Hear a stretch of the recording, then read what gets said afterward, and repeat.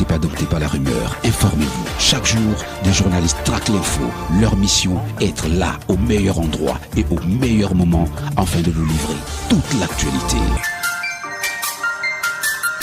10 heures d'info et une petite dose de hits légendaires. Hit Radio, nous avons vaincu l'info.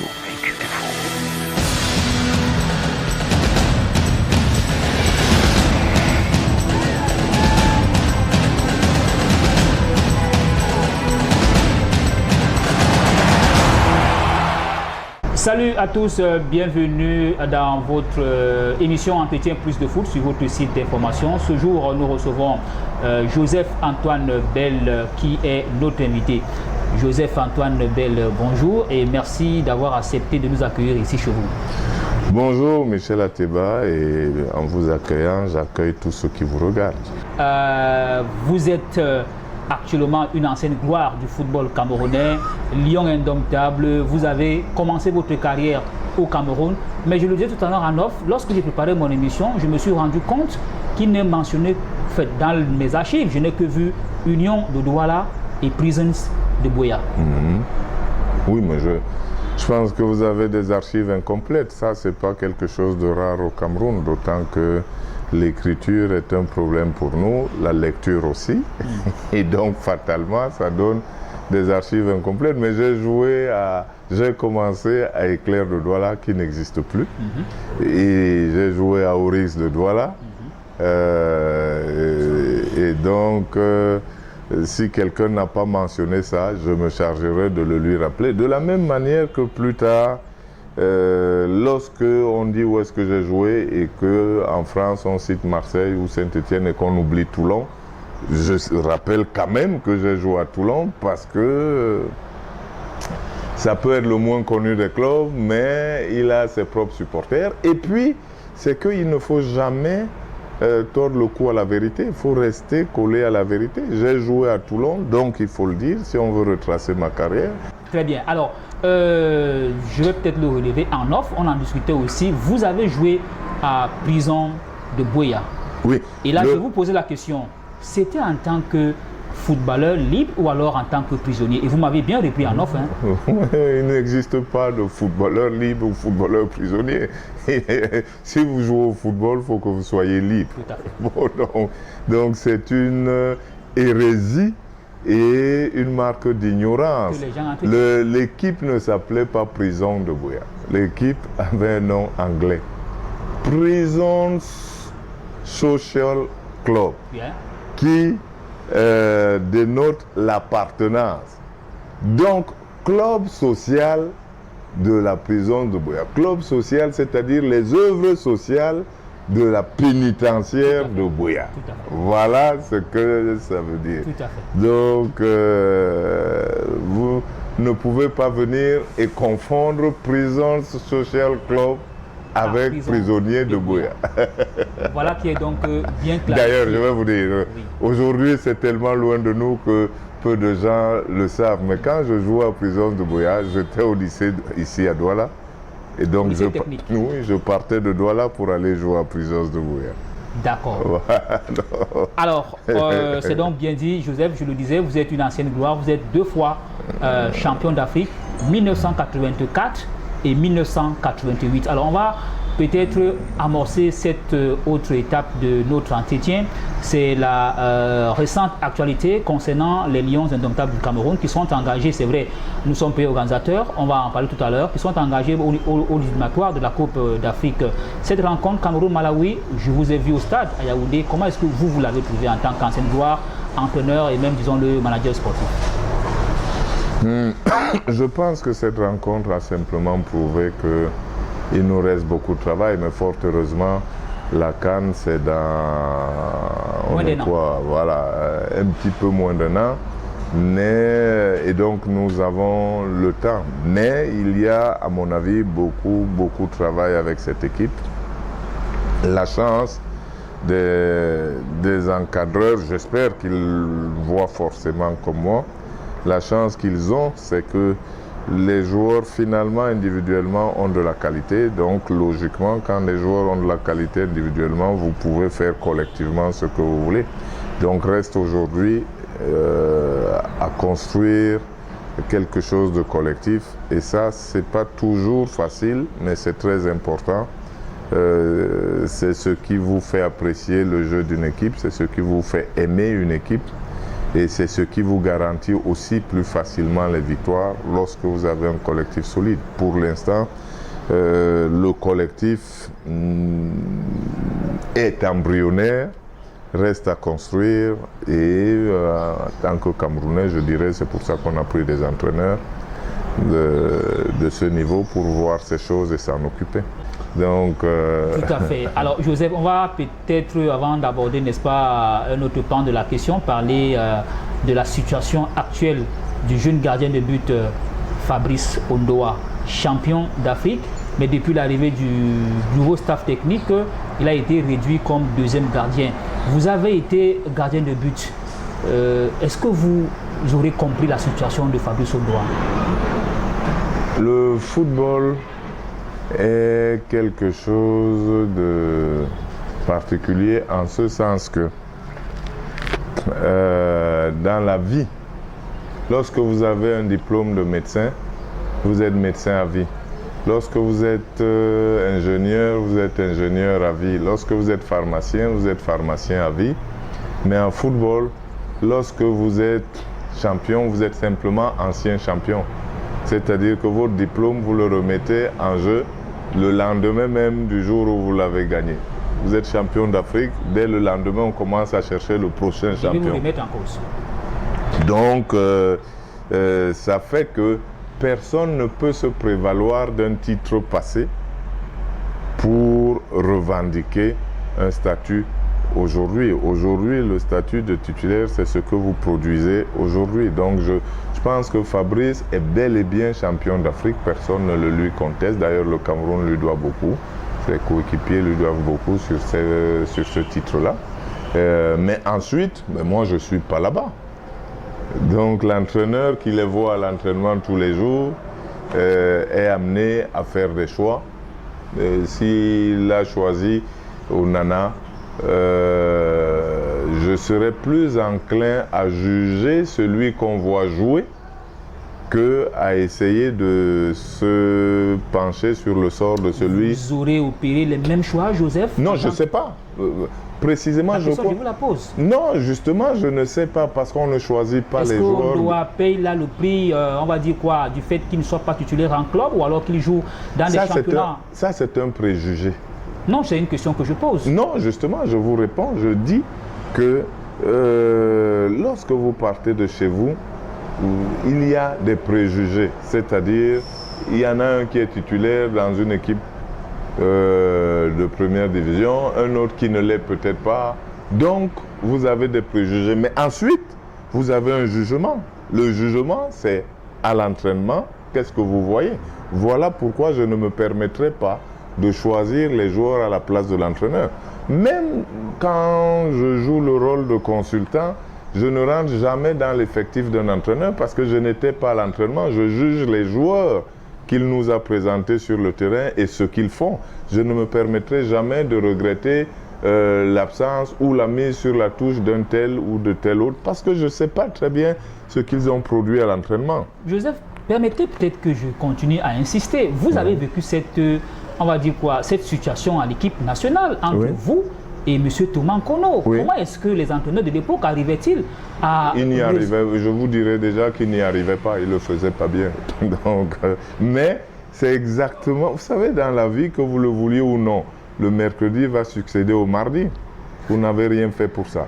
Donc, même quand vous faites, un entraîneur fait de mauvais choix, eh bien, le Cameroun a joué contre le Malawi, le match est passé, vous venez me soulever le problème d'Ondoa, qui est un problème particulier, mais la vérité, c'est que le Cameroun a joué contre le Malawi, qu'il a gagné et qu'on passe à autre chose.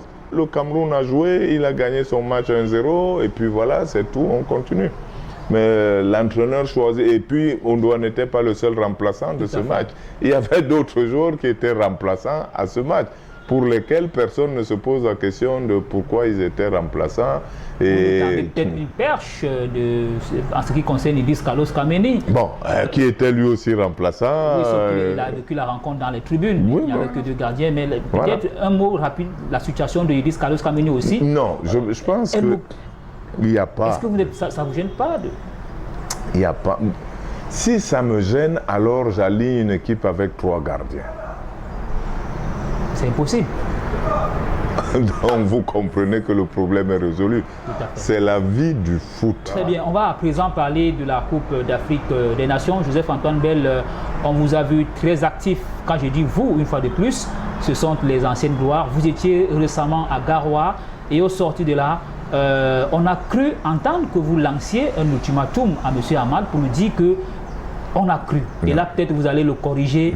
Est-ce que pour vous qui faites le terrain, vous pensez véritablement que le Cameroun est en train d'amorcer la pente vers cette organisation? D'abord, je pense que chacun est responsable des propos qu'il tient. Et moi, vous ne pouvez mettre dans ma bouche aucun propos qui lance un ultimatum à M. Hamad. Donc, je ne sais pas quand est-ce qu'un ultimatum a été lancé à M. Hamad. Ce que je sais, c'est que, ayant été à Garoua, j'ai été largement rassuré sur les progrès des travaux qui y sont réalisés. Et je pense qu'à ce jour, ces terrains d'entraînement doivent être pas loin d'être déjà fonctionnels. Et on est encore bien loin de leur utilisation en juin l'année prochaine. Que je me suis inquiété de la situation du stade principal de Roumde Adja, que j'ai reçu certaines assurances des ingénieurs et de l'entreprise qui s'en occupe, que j'essaye de passer des coups de fil tous les jours pour me rassurer que ce qu'ils ont dit ressemble d'assez près à la vérité. Donc nous serions prêts pour ne pas dire une bêtise, mais je pense que les travaux avancent et je ne suis pas particulièrement inquiet pour la tenue de la CAN au Cameroun. Sauf que Joseph-Antoine, la CAF n'a véritablement pas encore confirmé que la CAN va se jouer au Cameroun. Justement, vous évoquez la récente visite d'Hamad au Cameroun. Oui. Est-ce que vous pensez, au finish, peut-être que cette visite-là est venue définitivement, n'est-ce pas, mettre un terme au débat entre ceux qui pensent qu'elle n'aura pas lieu et ceux qui disent qu'elle aura lieu? Le président de la CAF ne va pas à Mimboman. Il quitte de Simalène. Donc, de Simalène où il y a une autoroute pour venir au Hilton. Donc, ceux qui voient des nids de poules dans leur quartier, dites-leur qu'ils se plaignent auprès de leur maire et qu'ils disent qu'ils ont le droit au bien-être, mais qu'ils ne disent pas que c'est la CAF qui exige cela. Ne serez-vous pas en train de, on va dire quoi, de légitimer la thèse selon laquelle, peu importe si on organisait cette compétition justement au rabais, parce que là vous dites que... Mais ce n'est pas au rabais, c'est comme ça partout. Moi je sors de Russie où j'ai vu la Coupe du Monde. Les travaux qui n'étaient pas achevés, on a mis des filets sur ces immeubles-là. Pour l'occasion, c'est tout. Tout le monde fait ça. Je viens de vous donner votre propre exemple. Si je viens chez vous, vous arrangerez le salon où je serai assis. Pour vous accueillir. Pour m'accueillir, c'est tout. Tout à fait. Vous n'aurez pas besoin que votre magasin soit propre, bien rangé ou pas, parce que je n'irai pas dans votre magasin. Donc ce n'est pas une CAN au rabais. Ce n'est pas la CAN qui va régler tous les problèmes du Cameroun. Les Camerounais doivent vouloir régler leurs problèmes pour eux-mêmes. D'accord. Et moi, je l'ai dit il y a longtemps, les infrastructures ne sont pas construites pour la CAN. Très bien. Elles sont utilisées pour la CAN, Tout à fait. mais elles sont construites pour les Camerounais. Dernière question Donc sur la nous ne question. développons pas nos infrastructures simplement pour la CAN. Dernière question sur la question. Oui. Depuis 2014, le Cameroun est au courant qu'il va organiser la CAN. Oui. Est-ce que vous pensez que entre ce qui est fait jusqu'aujourd'hui et ce qui devait être fait de manière intégrale pour que cette compétition, on va dire quoi, soit bien organisée, a été fait? Non. Le problème n'est pas pour que cette compétition soit bien organisée. Et ce n'est pas parce qu'un élève aurait eu 10 de moyenne au premier trimestre qu'on va lui prédire l'échec au bac. parce qu'il peut très bien travailler beaucoup mieux et se rattraper. Finalement, avoir le bac avec 10,5 ou 11, alors que s'il avait travaillé de manière rationnelle, il aurait peut-être eu avec 12 ou 13. Mais il aura quand même... Oui. Avec moins de 10 de moyenne. Oui, mais si vous avez moins de 10 de moyenne, vous ne l'aurez pas. Vous ne l'aurez pas. Donc, ce qui est sûr, quand vous dites que la CAF n'a pas encore dit, confirmé, la CAF... Non, ce n'est pas nous qui le dit, c'est pas moi qui le dis, c'est la CAF elle-même qui le dit. Oui, mais vous ne l'écoutez pas quand elle vous dit qu'elle n'a pas de plan B, qu'elle n'a pas. Ce qui est sûr, c'est que si le Cameroun n'est pas prêt, la CAN ira ailleurs. Ça, c'est clair. Mais maintenant, si la CAN ne dépend que des Camerounais, pourquoi voulez-vous aller interroger des étrangers pour ça? Pourquoi voulez-vous incriminer des étrangers pour ça? Cela nous regarde. Si nous ne sommes pas capables d'être prêts, nous nous en prendrons à nous-mêmes de n'avoir pas été prêts.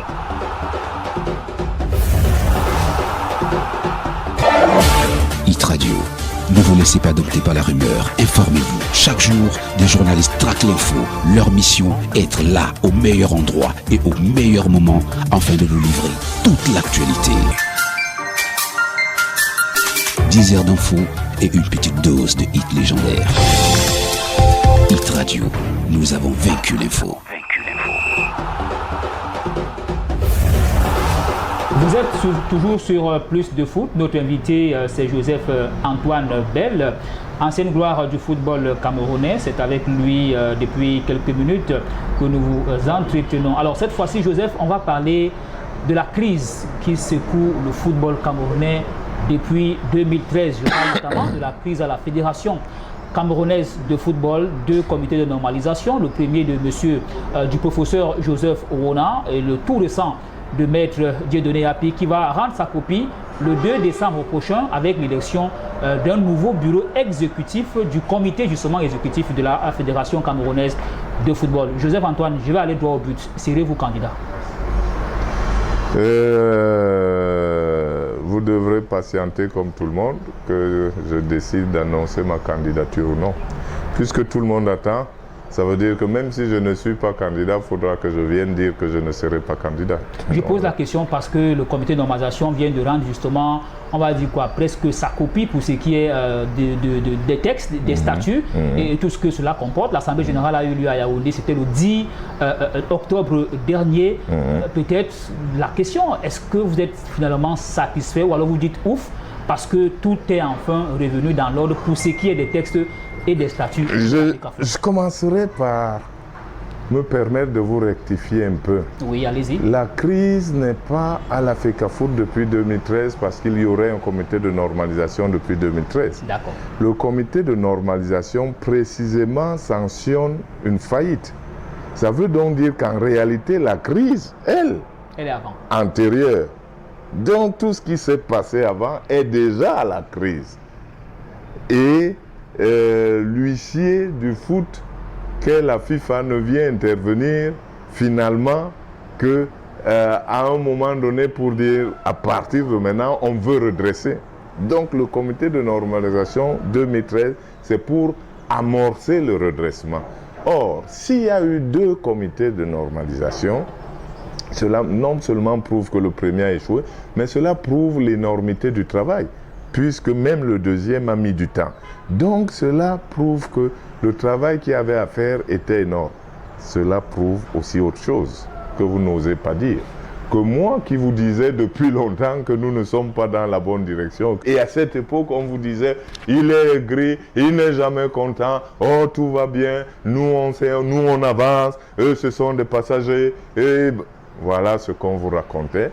Et voilà aujourd'hui, en réalité, si nous voulions utiliser nos têtes et notre dignité, nous dirions que nous devrions, en tant que Camerounais, avoir honte.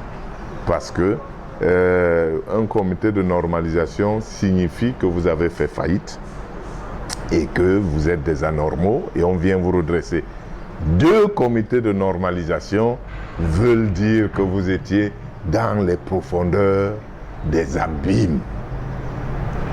Monsieur Atepa. Donc, nous devrions nous sentir ainsi. Et aujourd'hui, nous devrions enfin avoir l'envie de tellement rebondir. Parce que il faudrait que nous ayons l'honnêteté de découpler le football administratif et le football sportif sur le terrain. Ce n'est pas parce que nous avons gagné, nous devrions aujourd'hui, en tant que dirigeants, avoir honte en disant que nos jeunes gens ont prouvé à la terre entière leurs compétences sur le terrain, mais que nous, ceux qui dirigent, nous avons prouvé et notre infamie et notre incurie et tout ce que vous voudrez, puisque le comité de normalisation, ce n'est pas pour les joueurs. Le comité de normalisation, ce n'est pas pour redresser les pieds des joueurs. Le comité de normalisation, c'est pour redresser des dirigeants. Tout à fait. Alors, Joseph, ils étaient une soixantaine à Yaoundé, à l'Assemblée générale. Les textes ont été adoptés. Je ne voudrais peut-être pas revenir dans le contenu en tant que tel, puisque je n'ai pas encore parcouru tous les textes, mais je retiens une phrase du président du comité de normalisation qui dit que désormais, à la FECAFOOT, presque tous les postes seront, les candidats à ce poste seront élus, ou alors le système sera uninominal. Oui. Joseph, est-ce qu'on peut s'attarder un temps soit peu sur ce mode de scrutin? Ça vous va pour vous? C'est un mode de scrutin qui a l'avantage d'éliminer la mafia. Voilà. D'éliminer la solidarité entre des gens qui, en plus, n'étaient solidaires que pour faire du mal. La preuve, c'est que nous avons abouti. On n'est pas fort, la mafia oui, et le football, oui, ça bien fait sûr. bon ménage. Hein? Bien sûr, oui, bien sûr. La mafia, cela rappelle l'idée de complot. Le complot pour faire du mal. C'est-à-dire que des gens volontairement se mettent ensemble pour tisser quelque chose. C'est cela la mafia. Je vais vous prendre un exemple. Oui.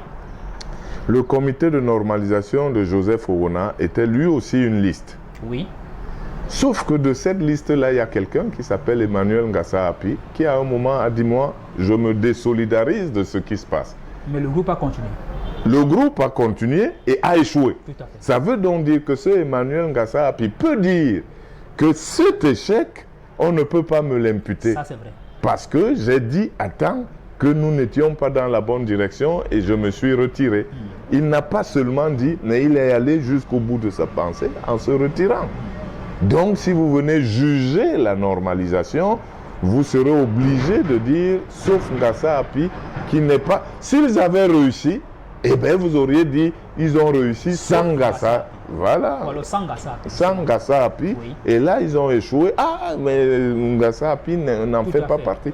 Donc, c'est la même chose avec les comités exécutifs et tout ce qui existait avant. Si vous prenez ces gens pour les juger, ben, quand je dis que le mode de scrutin aujourd'hui veut dire que chacun qui sera élu devra être élu sur sa capacité réelle à apporter quelque chose. Dans le football. Et à apporter ce pourquoi il postule. Alors, Joseph Antoine, on va bientôt boucler cet entretien. Est-ce que vous ne trahirez pas tout un peuple si vous n'étiez pas candidat? Je pose la question parce que, de mémoire de journaliste, rarement l'opinion n'a été aussi d'accord autour d'un candidat pour qu'il soit justement candidat. Depuis 1904, dans les années 95, vous courez derrière, on va dire quoi, le poste de président de la FECAFOOT. Est-ce que cette fois-ci, Joseph, ce n'est pas le moment idéal? Je pense qu'il faut remettre les choses en place. En fait, depuis 1995, comme vous dites, mais en réalité, depuis avant. Vous étiez footballeur? Oui, j'étais footballeur, mais je dénonçais clairement ce qui n'allait pas dans le football camerounais. Je suis très certainement un des rares, pour ne pas dire probablement le seul, qui dénonçait clairement ce qui n'allait pas. Bon, donc, c'est tout à fait logiquement qu'après ma carrière, donc après 1994, je me suis retrouvé dans la situation de dire, comme ça ne va toujours pas, je peux essayer de faire en sorte que ça aille mieux. C'est ce qui me qualifie peut-être pour prétendre, pour postuler. C'est que j'ai toujours dit ça ne va pas. Le jour où tout le monde est d'accord que ça ne va pas, la logique veut qu'on se dise que le tout premier à tirer la sonnette d'alarme et à nous dire que ça ne va pas, confions-lui cela. Je vais vous dire quelque chose qui va peut-être vous surprendre. En réalité, j'ai passé les diplômes d'entraîneur parce que la suite logique de la carrière de joueur, ou en tout cas de la mienne, était d'être entraîneur. Bon. Et en réalité encore, la suite logique de ma carrière, c'était d'être entraîneur là-bas où j'ai joué. Mais le jour... De la France, vous parlez? En France, oui.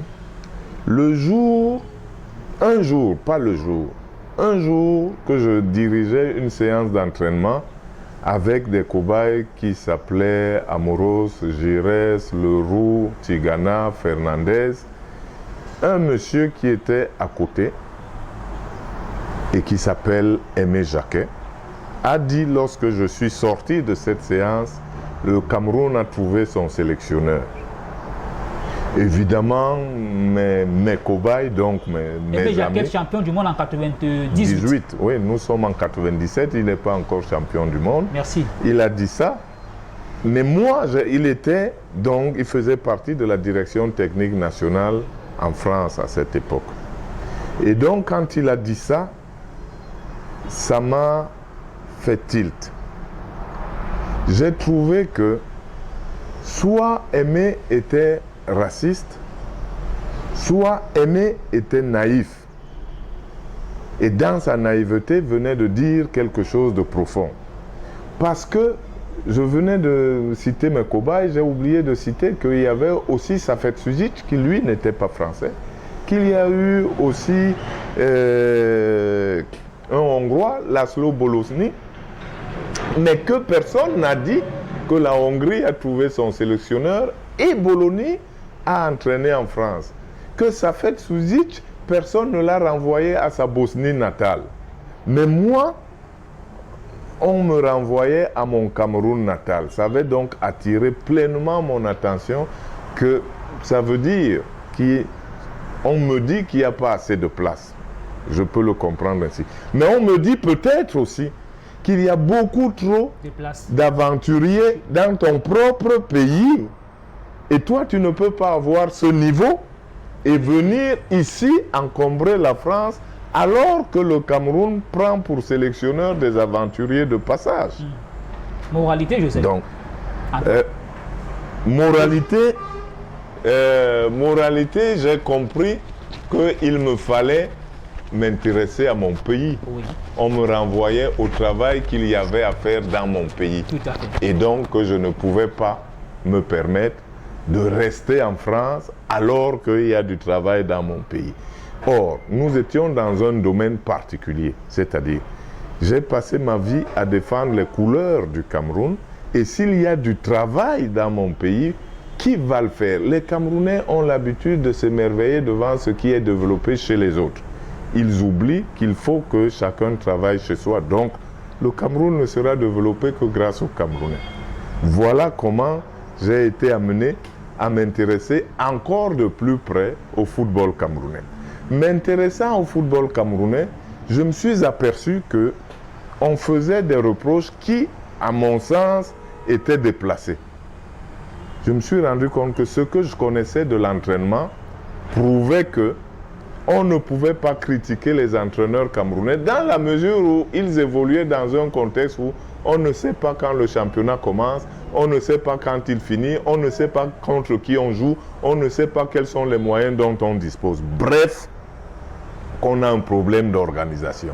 C'est ce qui m'a poussé à vouloir être en charge d'améliorer la fédération pour que chacun à l'intérieur de cette fédération puisse s'épanouir beaucoup mieux. Les entraîneurs comme les joueurs, comme d'autres dirigeants. Donc ce que je recherche, ce n'est pas une fonction pour moi, c'est l'amélioration de l'organisation du football camerounais qui m'avait amené à être candidat. Et beaucoup pensent justement que vous avez les capacités et vous avez d'ailleurs la qualité d'être le futur président de la Fédération camerounaise de football. Merci, voilà. Merci beaucoup Joseph Antoine Bell. Je rappelle juste que vous êtes ancienne gloire, vous avez joué avec les Lions indomptables du Cameroun. Vous êtes double finaliste et finaliste heureux de la Coupe d'Afrique des Nations 84 et 1984. 1988, 84 en Côte d'Ivoire, 88 au Maroc. Vous avez joué 2 Coupes du Monde, 90 et 1994, mais en 90, vous n'avez pas joué. Vous en avez oublié une parce que vous êtes trop jeune. En 82 peut-être. 82, okay. 82, vous étiez là. 90, vous étiez 94. Là. Mais j'aimerais aussi dire une chose. Oui, au nom de mes anciens partenaires, on va conclure, c'est que nous ne sommes pas des anciennes gloires. Vous êtes quoi? Nous sommes simplement des gloires. Bon, vous êtes des gloires. Si vous avez fait le bonheur de l'équipe nationale, vous êtes des gloires de l'équipe nationale. Merci Joseph. Voilà. Mille fois merci de nous avoir accueillis ici chez vous. Je rappelle que le cadre il est un peu sportif. On a accepté, n'est-ce pas, de jouer le jeu. Si on a un conseil, c'est à vous donner, si on peut le faire. Nous souhaitons que vous soyez candidat à l'élection du président de l'Africa Foot. Merci pour votre conseil. Voilà, merci infiniment à vous, mesdames, messieurs. C'était donc notre 4e invité. Nous vous l'avons dit la dernière fois, on devait avoir Joseph-Antoine Bell, nous l'avons eu. Il a été là et pour vous, on espère que vous allez, n'est-ce pas, tirer beaucoup de choses en l'écoutant et en le regardant. Bonjour, bonsoir.